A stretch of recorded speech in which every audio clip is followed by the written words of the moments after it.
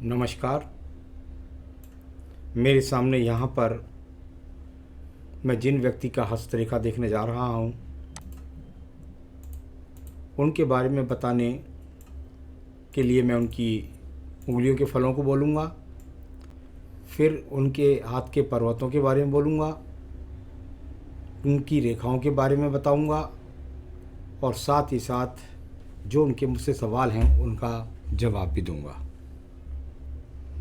यहाँ बात करते हैं आपकी सबसे पहले सबसे छोटी उंगली के बारे में।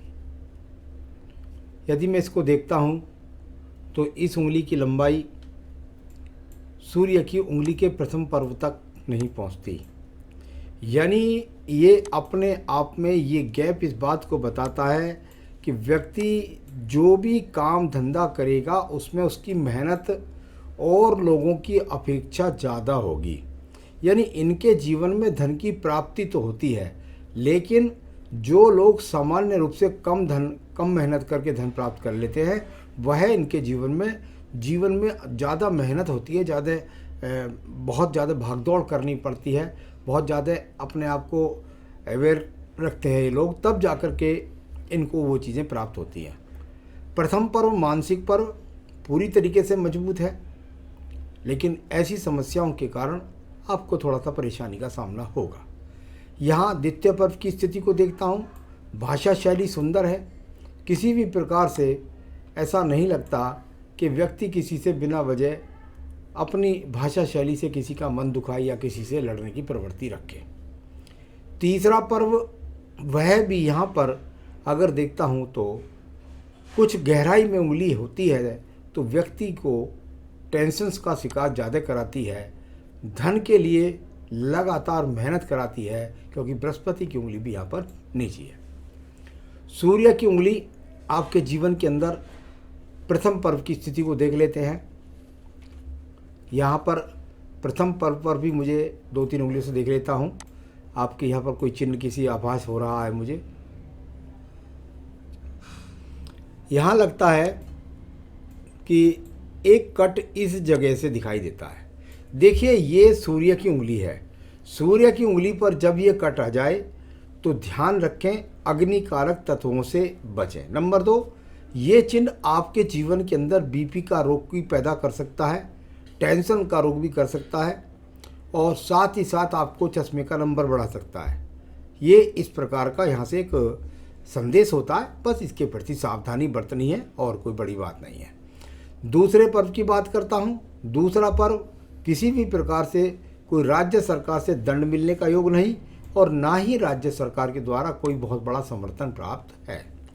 यहाँ पर बात करता हूँ आपके तीसरे पर्व की, और सूर्य का पर्व पर कुछ राहु रेखाओं का प्रभाव है, यानी कुल मिलाकर व्यक्ति ने अपने पिता से ज़्यादा अपने व्यापार को बढ़ाया होता है ऐसे लोगों ने।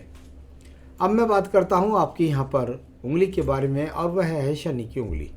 शनि की उंगली पर भी मुझे एक बहुत बड़ा चाप का चिन्ह दिखाई दिया।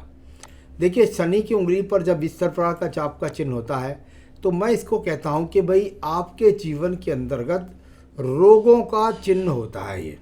यानी अगर इस उंगली पर ये चिन्ह आता है तो रोगों के प्रति सावधानी। एक बात, क्योंकि शनि उंगली है और रोग से पहले हमें देखना होगा, इसका कारक होता है कि राजनीति में प्रयास करेंगे तो नुकसान हो जाएगा।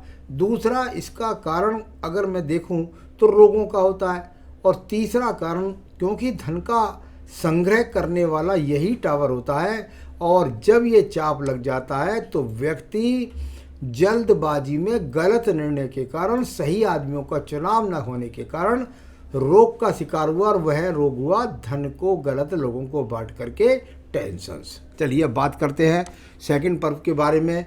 फिर भी कोई कर्ज की रेखा नहीं, यानी भले ही आपका पैसा डूबा हुआ है वो अलग बात है, लेकिन आप कर्ज में नहीं डूबेंगे।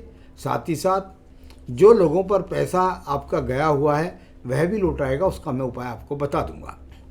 तीसरा पर्व ये होता है आपके एक तरह से स्थायित्व धन के लिए।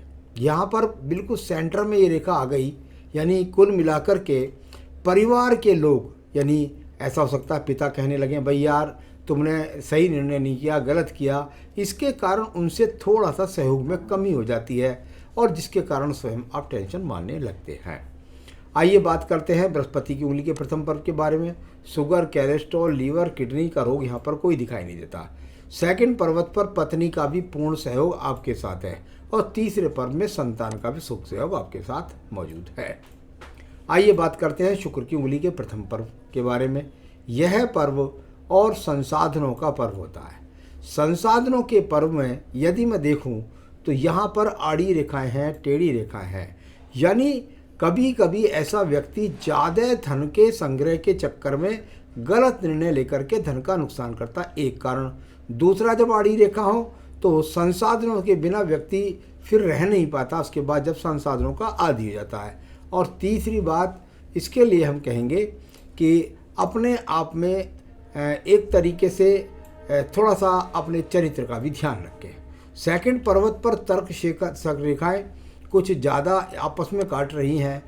तर्क विहीन बातें हो जाना, यानी आप जब बातों के दौर में बैठ जाएं तो फिर आप बहाव में बह जाएं और फिर तर्क विहीन बातें करने लगे। भाई इसको इतना ही कह सकते हैं, कोई बुरी बात तो नहीं है, ये थोड़ा ध्यान रखना है इस बात का। मैं बात करता हूँ इसके बाद में आपके बुध पर्व के बारे में। समपर्वत है, सबसे पहली बात है समपर्वत है। समपर्वत का जीवन में कभी भी नुकसान नहीं होता, यानी कर्ज में भी नहीं, धन के बहुत अच्छे आगमन भी नहीं। अब धन के अच्छे आगमनों के लिए अगर यहाँ पर ये छोटी छोटी रेखाएं ना होती तो बिल्कुल निश्चित रूप से व्यक्ति के लिए अच्छा संकेत नहीं होता, धन के संकेत, धन के आगमन ही नहीं होते। परंतु पर्व पर जिस जगह मुझे रेखा चाहिए वो कहाँ कोई दूसरी चिन्ह नहीं है, पर्वत जरूर सम है, उसका लाभ मिलता है, परंतु यहाँ खड़ी रेखाएं जब हो जाएंगी तो आपके धन संबंधी जो समस्या है, चिंता है, वो एकदम खत्म हो जाएंगी। तो एक बात। दूसरी बात, ये खड़ी रेखाएं बुद्धि की स्थिरता और गणित से मजबूत डिसीजन, यानी कमज़ोर पने में आदमी की पहचान ना होने के कारण नुकसान हो जाता है धन का, तो यहाँ पर रेखाओं का होना अनिवार्य होता है। सूर्य के पर्व में किसी भी प्रकार का ऐसा चिन्ह नहीं बनाया जिससे राज्य सरकार की नौकरी या जॉब का प्राप्त हो। ये ट्रायंगल है हृदय रेखा पर और इसका यही लाभ हो जाता है कि जैसे भी हृदय की समस्याएं जीवन में आएंगी उनसे आप अपने आप को निकाल करके ले जाएंगे। यानी एक तरीके से बहुत ज़्यादा सम्मान तो नहीं है, बहुत ज़्यादा ऊंचाई तो प्राप्त नहीं है यहाँ से, लेकिन राज्य सरकार का कोई बहुत बड़ा लाभ नहीं है। आप अपने मन से ही आप दूर लोगों से जुड़कर लाभ उठाते रहते हैं। यहाँ पर बात करता हूँ आपके पर्व की, और वह पर्व है आपका भाग्य का पर्व, शनि का पर्व। बहुत दबा हुआ है, अगर इसको देखें तो ये बहुत ज़्यादा, दूसरे चित्र में देखा मैंने, एकदम सूखा, एकदम दबा हुआ। अब पर्वत बहुत ज़्यादा दबा हुआ हो जाए तो ये अच्छा संकेत नहीं होता, यानी आपके जीवन के अंदर, इसे कहते हैं धन के आने से पहले धन का ठिकाने लग जाना। व्यक्ति पर धन खूब है लेकिन वो आने से पहले ही ठिकाने लग जाता है।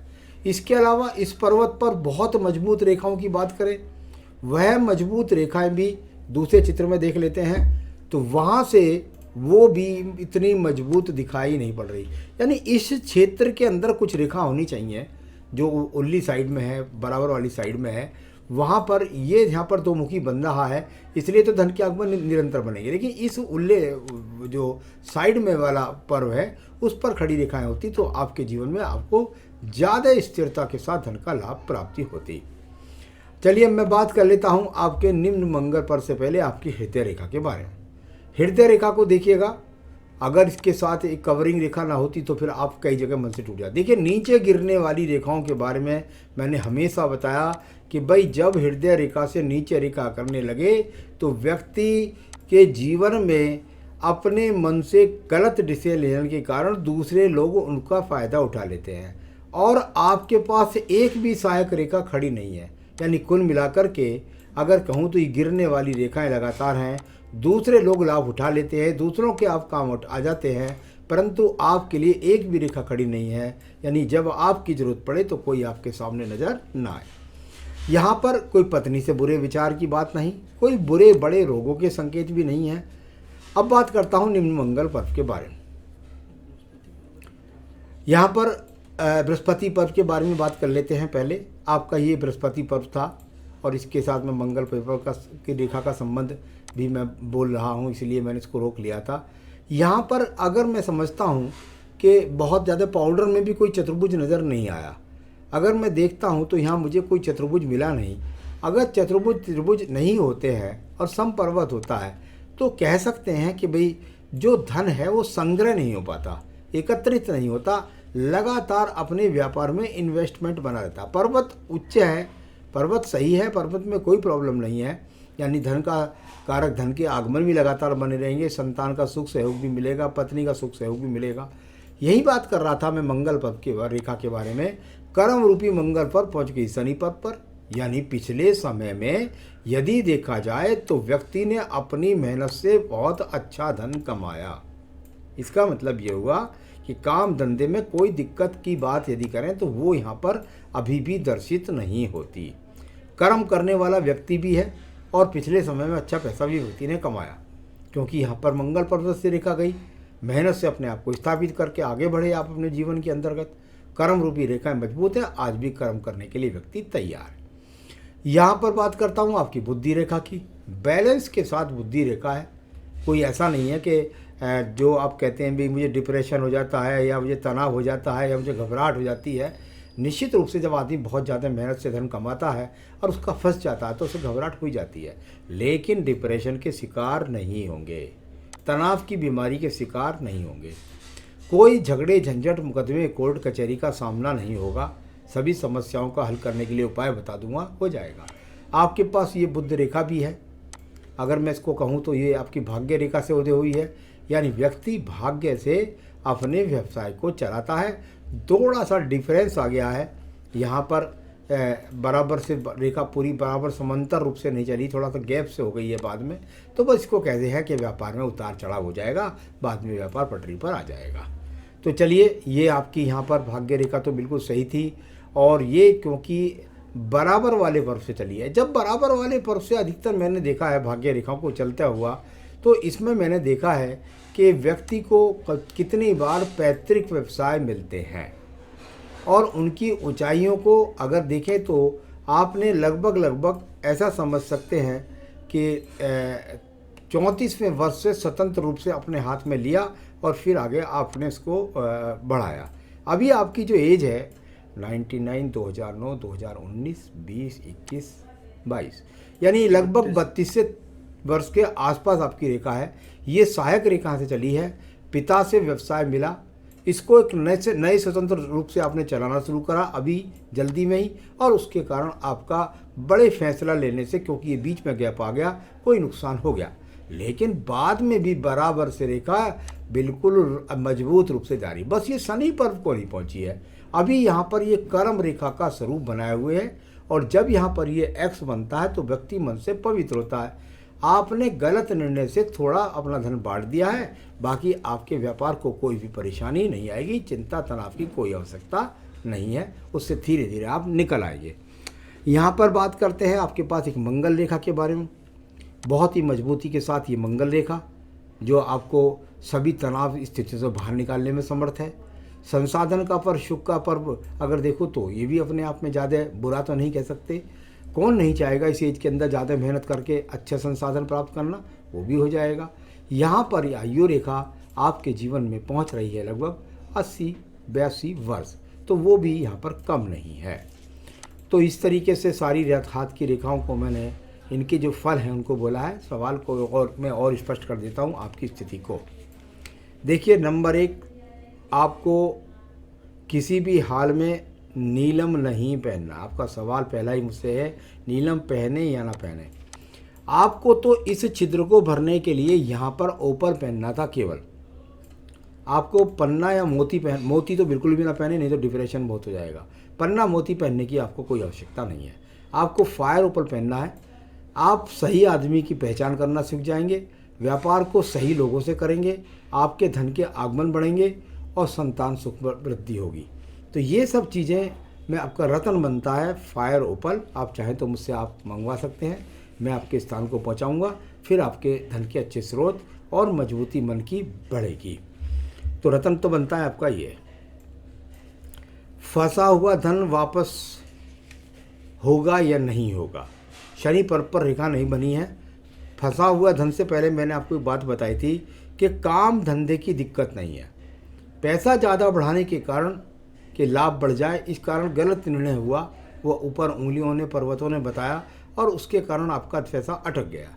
उसके लिए मैं पूजा पाठ बताऊंगा और खुद आपको इतनी मजबूती हो जाएगी रतन के बाद और इस पूजा के बाद कि धीरे धीरे करके आपका पैसा अभी से लौटना शुरू होगा। टाइम लगेगा, धीरे धीरे लौट आएगा। व्यापार में थोड़ा बहुत पैसा तो डूब भी जाता है, कोई बड़ी बात नहीं है, लेकिन अच्छा डूबा है तभी आपने उससे संपर्क किया है। तो ये यहाँ पर वो एक परिवर्तनता भाग्य रेखा में उसके कारण हुआ। तनाव घबराहट सब खत्म हो जाएगी। पूजा सुन लीजिए।